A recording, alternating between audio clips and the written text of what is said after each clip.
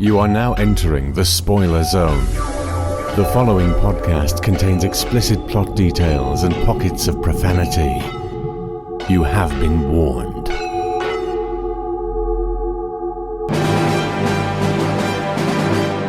The Exton Moss Experiment. Adventures in Wine and Space with Simon Exton and Ken Moss.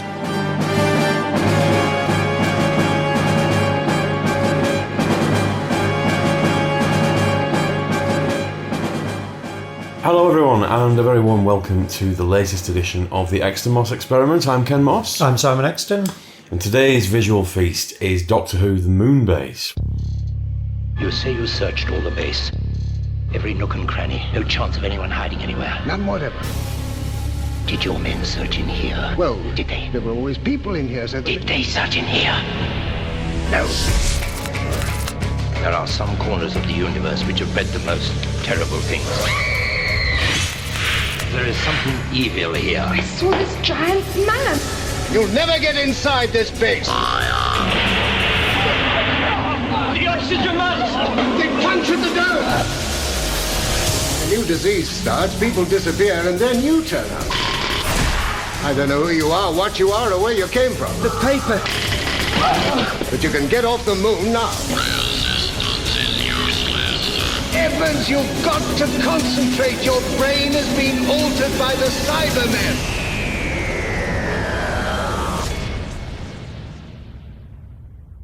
I'm really looking forward to this. I am. I've had the audio of this with the narration for years, and it's one of my favourites, largely I think because there's so much good dialogue in it. Quite familiar with this before we even sit down and watch it. My very favourite quote from Doctor Who comes from Moonbase. I wonder what that could be. There are some corners of the universe which have bred the most terrible things. Things which act against everything that we believe in. They must be fought. It's just wonderful, shiver down the spine stuff every time I hear it. I watch the Moonbase quite often because I absolutely love it. And the Target version of this is one of the two stories that got me into Doctor Who, being a Doctor Who fan rather than just somebody who watched and enjoyed Doctor Who. Five Doctors was what really kicked it off. Previously, I just watched Doctor Who as something that was on and really enjoyed it. But it was kind of a thing of its time. I didn't really think too much about the fact that I'd been watching this thing for getting on for 10 years or whatever by that stage. Looking at the 20th anniversary special, it brought it home just how much history there was to it and how much backstory. So after watching the Five Doctors, I went out and bought one of the Target books. And the Target book that I bought was Doctor Who and the Cybermen, so the novelisation of the Moonbase. I think my first Target was Genesis of the Daleks because we had them at the school library, and I do seem to remember a lot of those Targets went missing over the years.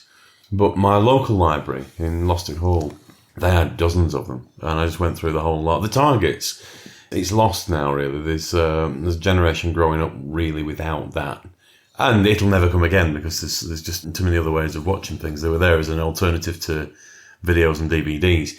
But the Target books, for anybody that grew up with them, they're always going to have that beautiful nostalgia about them. And I actually still read some of the Targets. I think I've got most of them on my Kindle. And if I'm sort of sat on a bus or stuck at an airport or something, then I can just dip into one of the Target books for 10 minutes or something and be lost in that. The Moonbase was just Doctor Who and the Cybermen, wasn't it? It was, yeah. And it's a much chunkier novel than some of the later Target books. Things like Image of the Fendal, which is a pamphlet almost. Well, before we dive in, we need to get the tonic screwdriver out and take the lid off another bottle.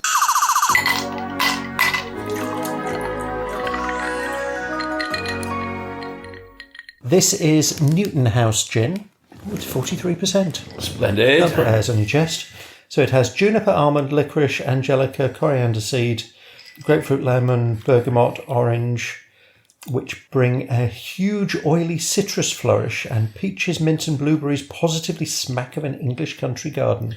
This is an unctuous gin with a full texture to the mouthfeel. Makes it sound like a bloody compost heap. Somebody gets paid to write this bollocks. It's all right, and it's not unpleasant, but there's just too much of it. Oh, that hits you from a lot of directions. I quite like it, actually. I'll finish it. You'll force it down. I'll force it down. It's not Mason's teaching. Oh, that wasn't good. Have we slagged that off enough yet? No. No, this is growing on me. My oldest mate and I went to Real Ales, and we have two categories for ale. There's growers and rooters. Now, rooters get you straight away. That's a good pint. Growers takes a couple of sips before you come to... And this is a grower. It gives you a nice little tingle on the tongue afterwards. That's a bit unusual. There's a very strong aftertaste. It just stays there. I'm not really getting much of an aftertaste. I'm getting an after tingle, which I quite like. I'm going to give it a 3. It's a good gin. It's not one that I'd gravitate back to, and there's nothing for me that...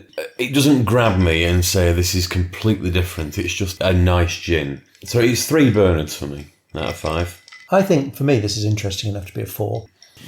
Well, come on, bring your glass. We'll go downstairs into the Black Archive.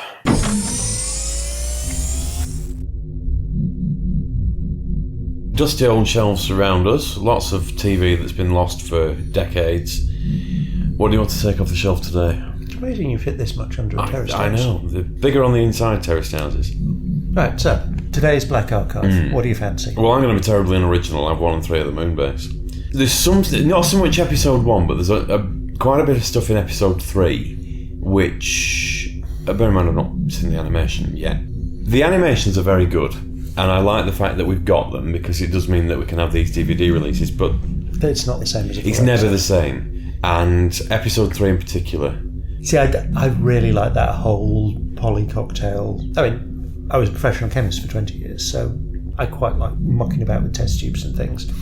So episode 3 has always appealed to me. But I think episode 1, look at the telesnaps, look at the stills, that set looked incredible for the lunar surface. Yeah. And it's episode 1 that really showcases it. Yeah, you get to see bits of it later on, but they're only bits of it. Yeah. So yeah, I think that's a good choice. What would yours be? I'm going to go for a one-off play that was in the mid-60s, which is an adaptation of Isaac Asimov's Caves of Steel.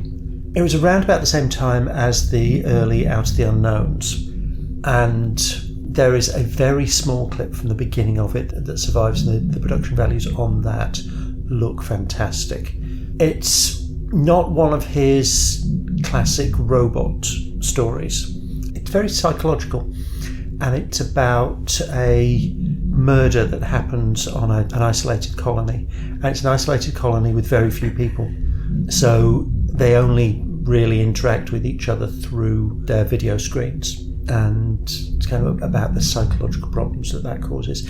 It's an adaptation of a very good novel, and I think that would be interesting to see, and has this sort of otherworldly, living inside a bubble feel to it, which kind of has a bit of a parallel to the Moonbase. So that's what I'm going to bring back from the Black Archive. Right, well, we're back up on the squeaky leather sofa. The gin is primed and discs in. Rum VT.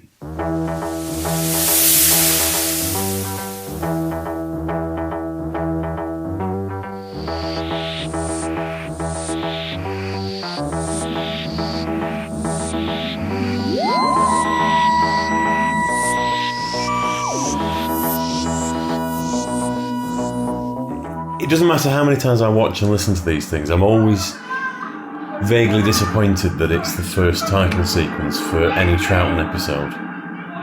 Whereas I think they're fantastic.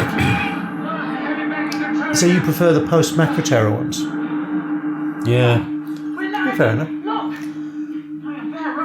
The animation's great. I think this is good. No, I think this is better than good. I'll never ask you to do that again. Compare it to something like The Reign of Terror. I've never seen it. The Reign of Terror stills that I've seen, they always look quite angular. Doctor, you've done it. It's Mars. It must be. You're landing the TARDIS exactly where you said you would. Actually, it brings a really nice side to it, because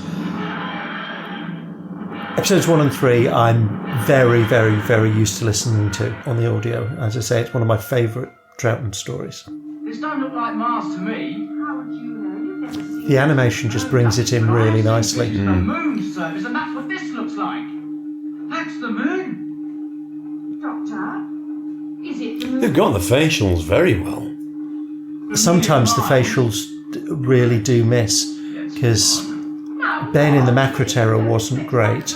No. Yeah, at least let's have a look round. And that does look like Michael Craig. He's very definitely. Well, it looks like all four of them. Yeah. Well, if you must go ashore, only half an hour. Right, you can't go ashore like that.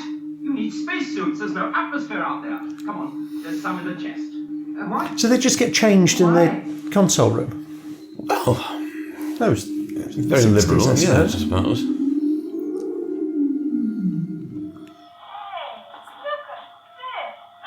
There was a whacking great cyber saucer there. Yeah, that was the Moonbase, wasn't it? It looked more like the saucer. Oh, the painted type background I'm less keen on. Looking at the production pictures of this set just looked fantastic. I know you won't like me saying this, Bomb. but the set pictures from episode 1 remind me a little bit of the set of Vortis. I'm rolling my eyes for the benefit of those at home. The Web Planet is one that I don't want to see again because it bores me so much, and Simon absolutely adores. Yeah, see, that's the Moonbase. Oh, it was just that. Yes, it was just from the other direction. It looked like a cyber ship. That one shot. Right, so they've just picked him up bodily and carried him in. That's not how you deal with somebody who's just knocked themselves unconscious. There seemed to be no stunned reaction either. That there was either a lifeless body outside the moon all of a sudden, a moon-base door. The Gravitron control room set animation looks fantastic. It almost looked like a production picture from that very first pan shot.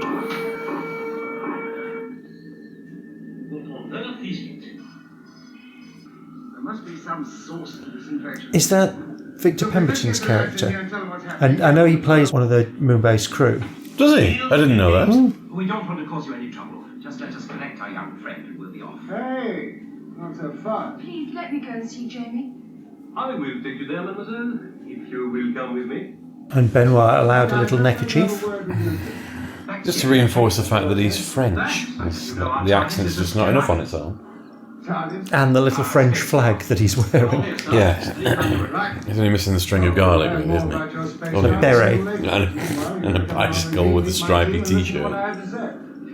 Why would you put a stripy t-shirt on a bicycle? Ha ha. Oh, you know what this place is? Well, that's what gave us such a bumpy landing. Some sort of... Didn't realise their spacesuits had mittens. Some sort of gravity. Yeah, they're just all in one, aren't they? The one big baby grow. Well, where have you been for the last 20 years? But I didn't realise that either. You don't think about that on audio.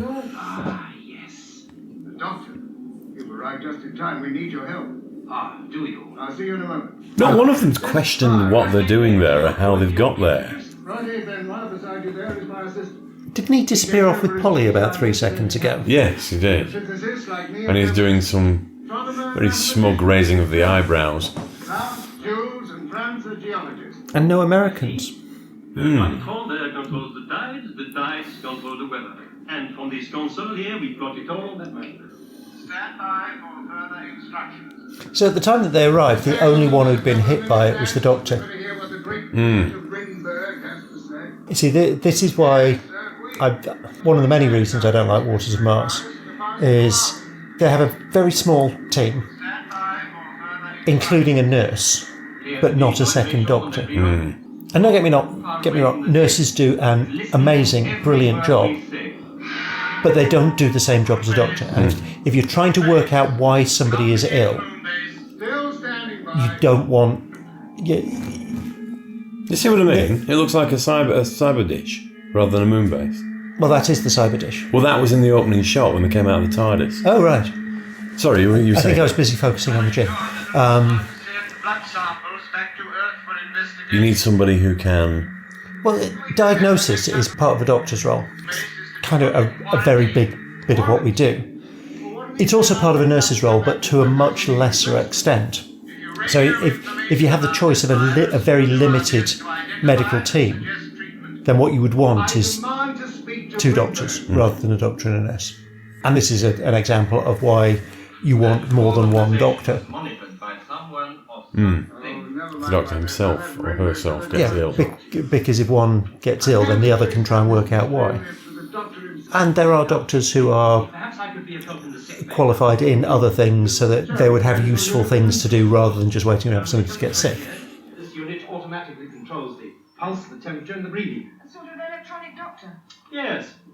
Almost got striped trousers. And it even gives him medicines too. I don't have any striped trousers. Be nice to him. He'll be all right with rest. Where did he find that shirt? I'm not sure. Don't let him get me. Because Polly's t-shirt and slacks, you could understand that being under a spacesuit. He's asking us to keep the Piper away from him. I suppose Troughton's got his full doctor kit, so true. maybe the spacesuit went over everything. Carry on, nurse. But it does mean I that tried to help. when they were getting changed from the trunk, that's massive hair. Yes. I know Dr. Evans was a little bouffant, but nothing like that. That looks backcombed. Yeah. Maybe it was the 60s. What more do you want? Grace Jones would be happy with that. Symptoms which don't add up. Oh, Grace Jones shave her head bald. Control room and keep an eye on things. Yeah, but the way she did have periods where she had that sort of ridiculous peak. It was all swept up and... No, she had a flat top. Oh, that was it, yes. Yeah. But yes.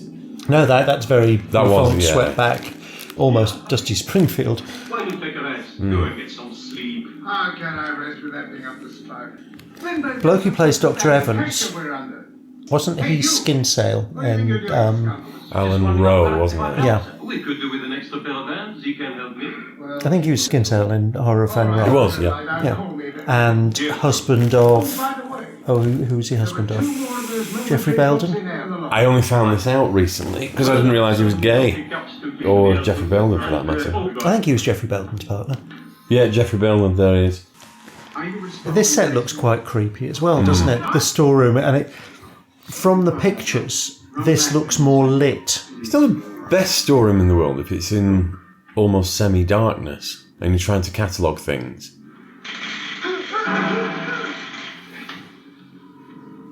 Number 14. Ralph. Number 14, it makes it sound a little bit prisonerish. Yeah, it does. Scaffold. Funny blow. They just seem to be accepting an awful lot of things that don't seem to make an awful lot of sense. They have to make their own day and night artificially up here. Or it should upset their whole biological... The face rendering is really good, is. isn't it? Deal with they were coming or going. And as always, Patrick Troughton starts talking Is and that hair meaning. getting bigger? Oh, I see what you mean. It, I mean, as they focus in on him, it's taking up more of the screen. The lion's mane. Dr. Evans! No. Don't touch me. No. The silver hand. And that was his big moment. Doctor, is he... Again, that's not how you confirm somebody. Oh, it's part of how you confirm somebody's dead. But there's more to it than that. If it's something I'm called to do on the ward, I don't just go, oh, doesn't have a pulse, so I'll never mind anymore. Just assume that he's dead. Bring the mortuary. Can't find him, Ralph. Well, I was helping him load some stores. He just disappeared. And you don't do it for about a nanosecond. Why didn't you report this to me? I'm just telling you now, aren't I?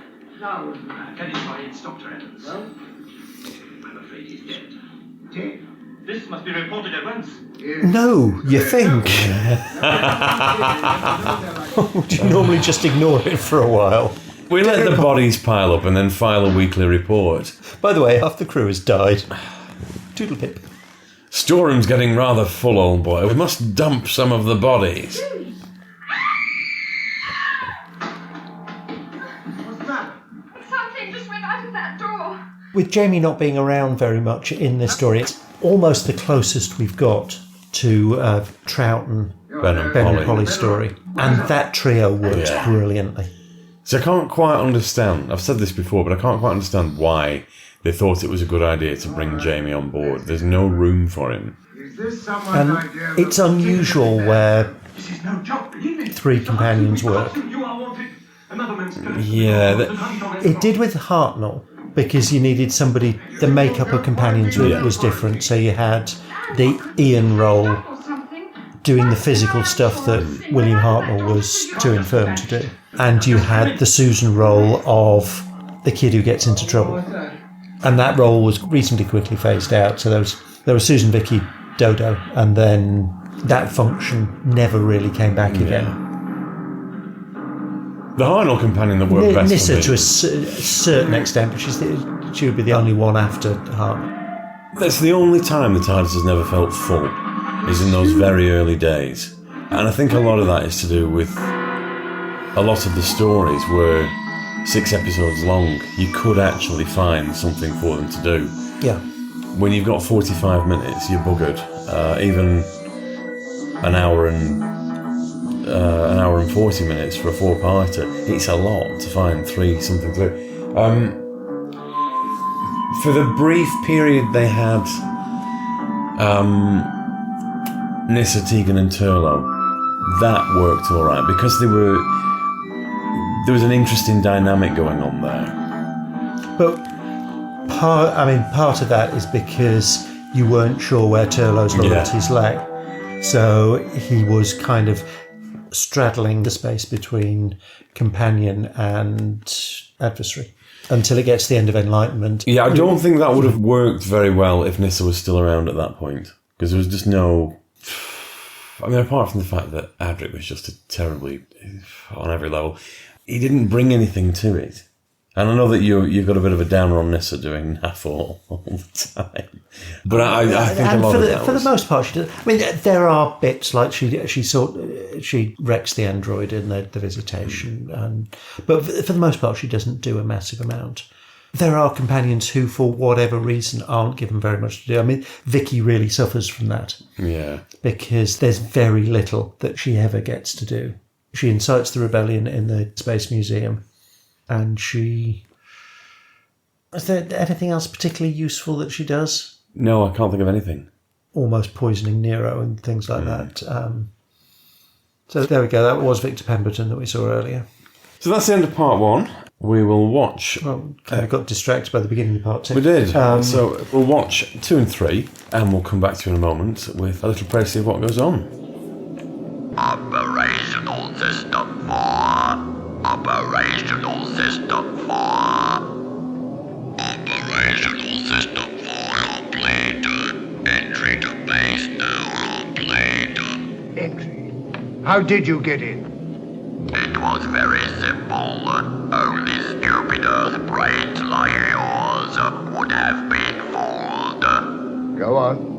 Since we couldn't approach direct, we came up under the surface and cut our way through your storeroom, contaminating your food supplies on the way. A simple hole, that's all. Okay, so we're at the end of episode 3 now, and there's some lovely dialogue. Episode 2 sort of, I want to say pad things out a bit, but it moves the story along a bit. The real standout for me in the Moonbase all the way through is the cyber voices. There is an extra on the DVD, but it doesn't really explain. I would love to see that. It's what's his name? Zippy. Roy Skelton. He said in one of the years tapes that they had a little palette. It was for people who had, the larynx had gone or they had a palate problem, but you clip it into your mouth and it buzzed when you talked. That's how you got your voice. But it gave them all a headache because it was constantly vibrating against the roof of your mouth. But I love these cyber voices. Yeah. Of all of them, this is my favourite, easily. And the design of the Cybermen is a massive step up from 10th Planet. They look a lot less flimsy. I can see the appeal of the 10th Planet Cybermen, and I can understand why Peter Capaldi wanted them back as a villain to see. And I think when they came back in Bill's final stories, they were brilliantly done and very cleverly done in the way that they were brought back. But the step up here is fantastic and must have been even more impressive at the time because there's only, 3 or 4 months between 10th Planet and the Moonbase. Yeah, which neither of us really realised. Because we watched the making of documentary before we sat down to watch this. 10th Planet was on in November 66, and this was on by the end of February 67, yeah. But the thing that we're used to now is that regenerations happen at the end of a season. And sometimes you get the Tennant level of massively overblown, but it's always a lead up to a big event. With the first regeneration, they deliberately did it during a season so that there was continuity. So it wasn't coming back weeks later with a new Doctor. It was 10th Planet Part 4, next week, Patrick Troughton, Power of the Daleks Part 1, and is it or isn't it the Doctor? There was that whole uncertainty that they were using, particularly Power of the Daleks 1. Then there's a lot of, is this or isn't this the Doctor? And that's for the audience as well, because they weren't familiar with regeneration. But what it meant was that from 10th Planet, there were only 14 episodes before we hit Moonbase. So there's a very short amount of time and a massive change in the look of the Cybermen. So that must have been really dramatic when you first see it. And incredible, they've built 11, they made 11 Cyberman costumes, which is a lot. You never really see more than 4 Daleks on screen at any one time. I mean, were there many other things up until this point where they'd had that many? I can't think of anything. Apart from, the general crowd. How many Sensorites would they have had? No, Sensorites was the first thing that leapt to mind, but there weren't many of those. There were only 3 or 4. I don't remember there being a crowd scene in the Sensorites, but it's a long time since I've seen it. I could watch the Sensorites. Oh, another one. It's some of those early Hartnell science fiction ones. Oh, the first episode of the Sensorites is brilliant. All that creepy on the spaceship. Because the first episode of the Sensorites finishes with that face in the window. So it's all the exploration of the spaceship and why are these people unconscious and what's going on. Okay, the story kind of flags in the middle and doesn't make an awful lot of sense at the end. But the start of the Sensorites is absolutely brilliant. We're drifting massively. We are, just for a change. Right, so episodes 2 and 3, further development of the story. They realise that the Cybermen are behind everything that's happening in the Moonbase. They're behind the strange virus that is affecting people's nerves. And it's their way of, along with a little headset, their way of controlling the people on the base. They use that to try and take over the Gravitron. Jamie wakes up, the 3 companions, but mainly Ben and Polly, work out that they can use a mixture of solvents to dissolve the Cybermen's chest unit. And so they manage to get rid of the Cybermen that are on the base. But there's still the main Cybermen group outside the base. And they've worked out that it's the sugar. Oh, yes. Which, I know you're not keen, but I was watching a Sherlock episode. It's one from season 3, I think. And they pulled the same trick. It's in the sugar. It's in the sugar. Onwards with episode 4. Right, so we've left the animation behind and we're now on to live action. The Cybermen move in for their final attack.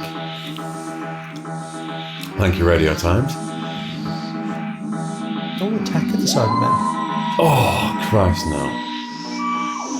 Written by Ian Levine. I actually really liked, I was 16 at the time that it came out.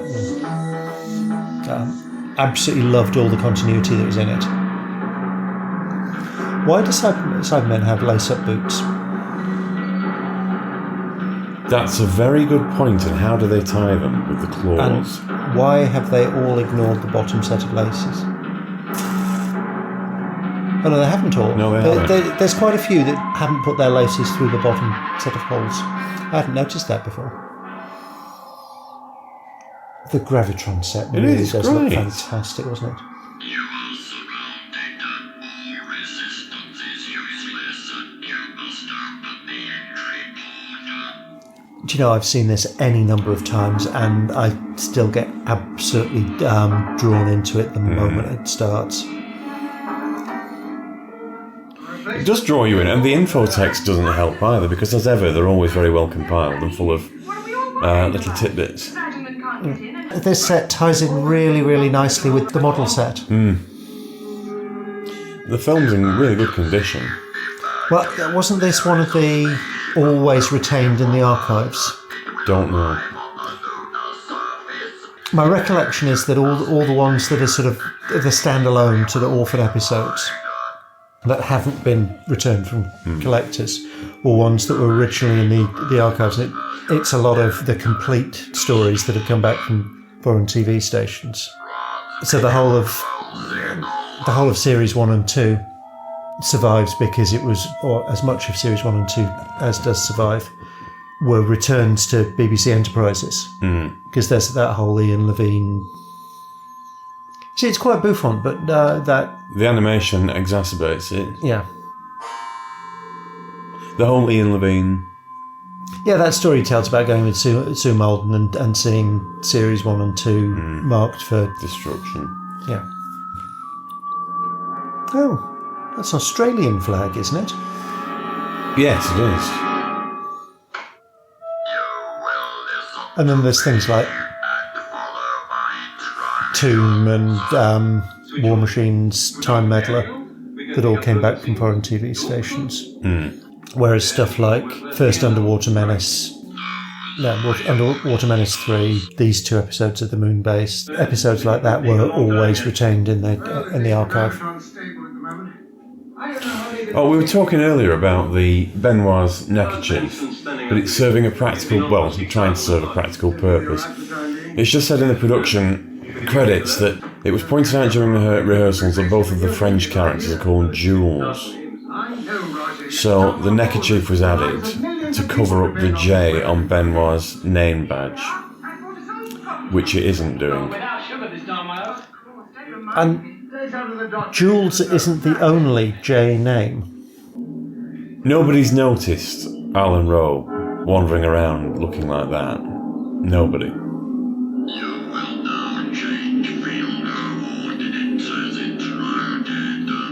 So he's put his polystyrene hat on backwards. The shower cap. Let's see.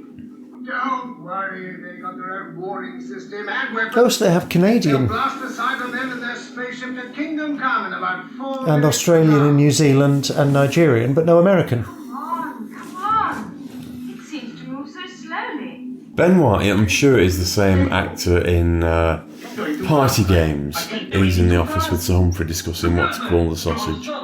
It's the Yes Minister special where he becomes Prime Minister. Contact with the ship. But no good, sir. The Doppler effect. It's going too fast.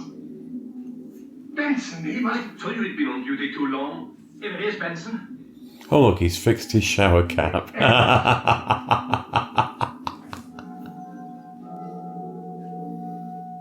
So is that Victor Pemberton? Yes, it is. Well, that's all right. We haven't passed any of them. Oh, maybe it was only Evans who's been reactivated. Aye. Yeah, and it's saying on the info text that Ben's lines were taken over by Jamie. Hey! Behind you! Quick! Run it! Yeah, Victor Pemberton. Yeah. Press the locking button. A set wobble.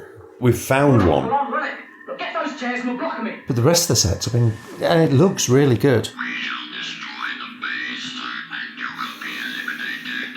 So presumably the medical unit is very close to the control room because Jamie and Ben We're not done yet and we'll fight you to the last man. have just turned up back in their control room.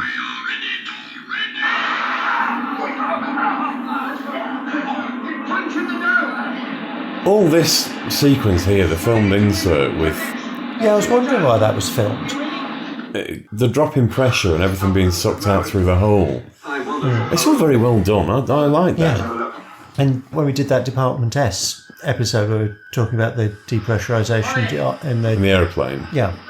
This was done years before and was much, much better. Anything known to science the Cybermen haven't got. Well, they haven't got a gravitron or they wouldn't be after yours. They are getting reinforcements. What? Looks like another of their spaceships. That's a very quick landing. And those wires are terribly visible. That's a poor model shot. And very obvious wires. Yeah. It's not often you get a genuinely poor model shot in Doctor Who, but that's not good. That's on the level of the Tomorrow People. You need other weapons. If a bit below, actually. You stay here. I must report this to Mr. Hudson. I'll show you some of the later episodes of the Tomorrow People at some point, where the model shots got... Actually, not so much the model shots, but particularly the alien costumes got awful. I can't wait. Everybody take cover. Get down, hold them. Is the gravitron still switched on? Yes. Then I shall certainly stay here. No, it's just... talking about a bazooka destroying a dome and that being like Quatermass 2, I think that's stretching things quite a lot. Some of the analogies drawn. There was another one where we watched it and it was about the Star Trek episode City at the Edge of Forever. Just deflected over the dome. Again, it was crowbarring that in, really. Was it City at the Edge of Forever or was it Who Mourns for Adonis? Wasn't that when we were talking about the demons? It was, but City at the Edge of Forever's come up as well in another one of these. We tend to think of the Quatermass stories as being a very long time ago, whereas from here it would have been, 12 years? Quatermass 2 was 1955, this is 1967. I mean, this is a 52-year-old piece of television, and it's still absolutely compelling. Well, we're sat here, mute for as ever, more distracted by it than passing comment. So look at 11 Cybermen in 1967. And look how fantastic that set looks. And that's in the smaller studio.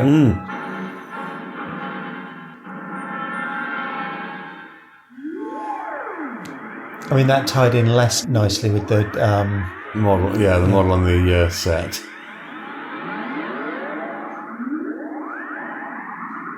Oh, those ships are terrible, even.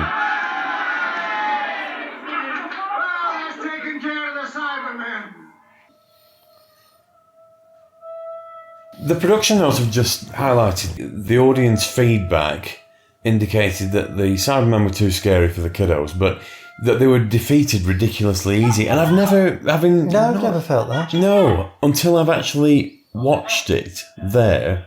You get a 10-15 second shot of the Cybermen and the ships drifting off into space, and that's it. But I've never felt it before. No, because everything builds up to it nicely. I suppose it does come across as a bit quick, but it doesn't really seem to... It's quite a nice model shot, although it doesn't really tie in with the studio.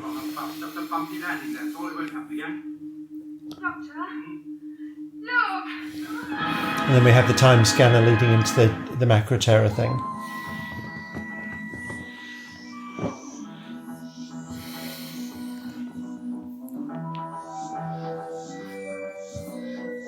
I wasn't aware until that there was any tension off screen between Michael Craze and Fraser Hines, though. Understandable, but I didn't know about it. Yeah, I mean, however you look at it, the introduction of the character of Jamie is an odd decision. It is.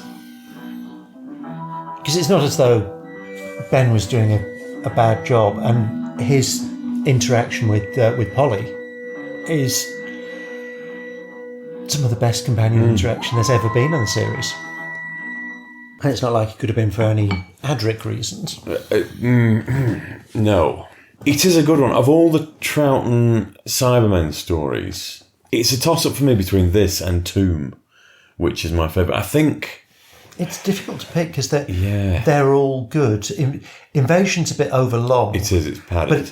But again, it's like the War Games. You watch it the way it was meant to be watched and it doesn't feel padded. You try and watch all episodes at once and But you try and watch all episodes of the Silurians at once and it will drag. You watch it episode by episode. Yeah, I've always liked Moonbase. I've had the CD of the missing audio for years. It's a joy to listen to. You could give me this over Wheel in Space any day, which I understand is rumoured to be the next animation. Oh, I thought they were talking about Highlanders. It would make a lot of sense to try and get a full season in some sort of Blu-ray state, because at the minute, Troughton, I think, is the least likely to have a full season of Blu-rays for a very long time. Well, unless they were to animate the Space Pirates, then you've got the whole of Season 6, because they've already done 1 and 4 of the Invasion. That's the only missing stories from that. Oh, yeah, so it is. I've forgotten about that. Yeah. Because even though lots more Season 5 has turned up, because when I first became a fan, I'm aware of the archived situation. I think one of the poorest served companions was Victoria. I think she only had 3 episodes. Right. Because it was before Evil came back, it was before Tomb came back, it was before Ice Warriors came back, it was before Enemy of the World and Tomb came back, so she would have had an episode each from Abominable Snowmen Enemy of the World, Web of Fear. And that was it. No complete stories. And now she's reasonably well served. She's got 2 complete stories, 2 that are within an episode or 2 of being complete, and only 1 where there's no episodes at all. Yeah, Fury. Whereas Ben and Polly have done less well with returns because other than The War Machines, there's only been 2 episodes. Faceless Swans 3 and Underwater Menace 2. I still say as a companion pairing, they're probably my favourite. Particularly as with as a TARDIS team, they're my favourite of the classic era. With Troughton over Hartnell. Yeah. I think they work well with both. I prefer Troughton as a Doctor to Hartnell as a Doctor. Yeah. They work well in The War Machines, and I love The War Machines as a story. And they pair very well with Hartnell by the time they come into Troughton, and they're more settled into their roles. Although they're very, very good in 10th Planet. They are, yeah. And basically they hold the 10th Planet together. Well, they have to, really. Yeah. It's a real pity we don't have the full 10th Planet, and we don't have that final episode.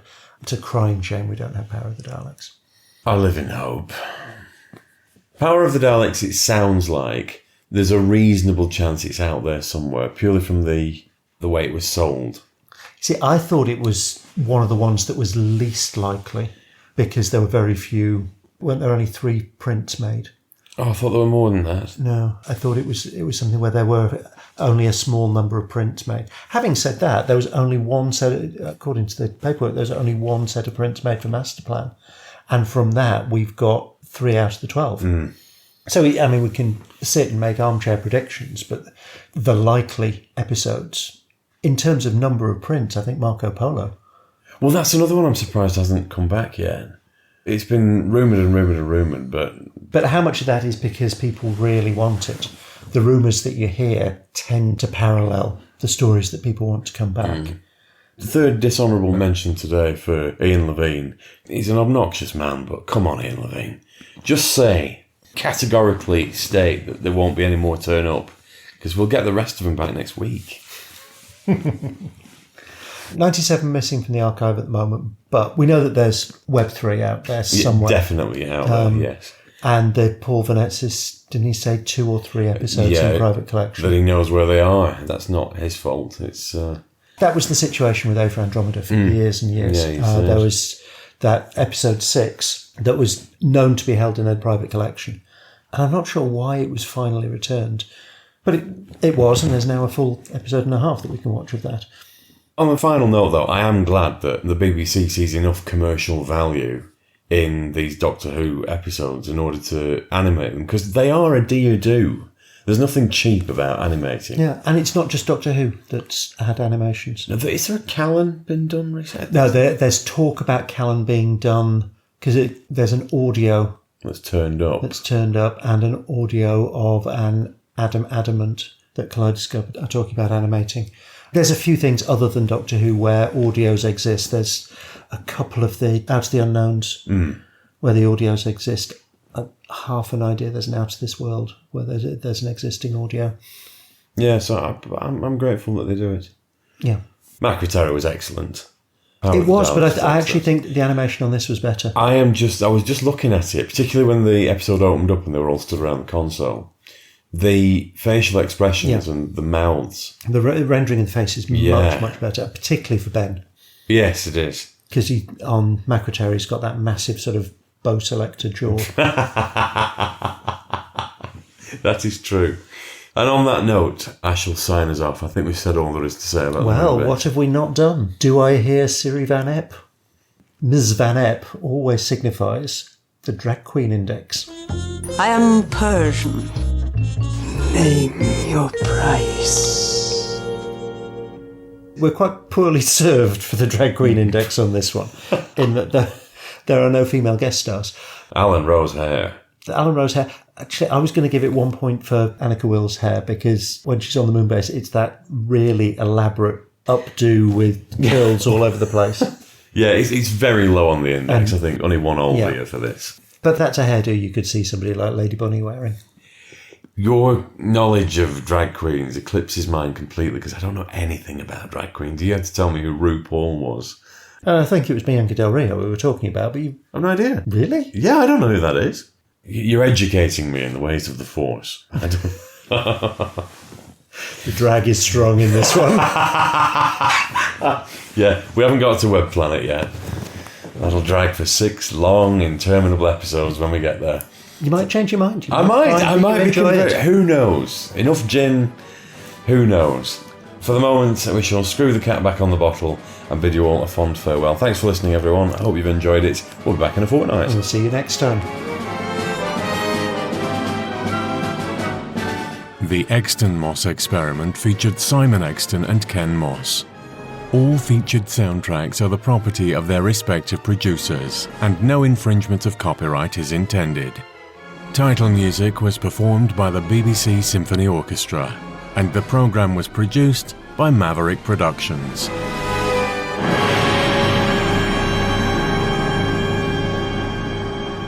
For more information, please visit maverickproductionsuk.blogspot.com or find us on social media.